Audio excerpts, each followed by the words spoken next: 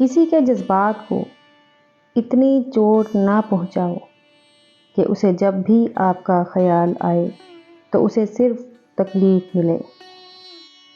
جب کسی ضرورت مند کی ضرورت پوری کرو تو فخر نہیں، شکر کرو کہ رب نے اس قابل بنایا کہ اس کی عطاؤں کو اسی کی مخلوق میں تقسیم کر رہے ہو۔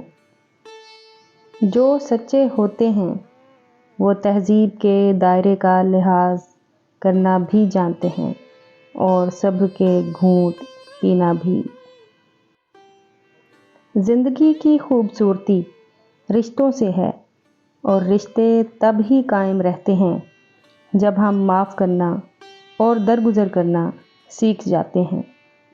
اگر ایسا نہیں ہے تو پھر ہم ایک قیدی ہیں ان سماجی رسموں کے جو ہمیں ساتھ رہنے اور ایک دوسرے کو دیکھ کر مسکرا دینے پر مجبور کر دیتی ہے۔ کبھی کسی کی زندگی میں اپنی اہمیت جاننی ہو تو خاموش ہو کے دیکھ لو، پتہ چل جائے گا کہ تمہارے ہونے یا نہ ہونے سے اس کو کتنا فرق پڑتا ہے۔ کسی کی بدتمیزی سے مت گھبرائیں، وہ بس اپنا تعارف کرواتے ہیں۔ سمجھداری اسی میں ہے کہ آپ انہیں پہچان کر آگے چل دیں۔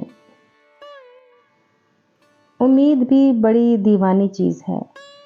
لمحوں میں ریگستانوں میں زیتون کے باغ لگا دیتی ہے۔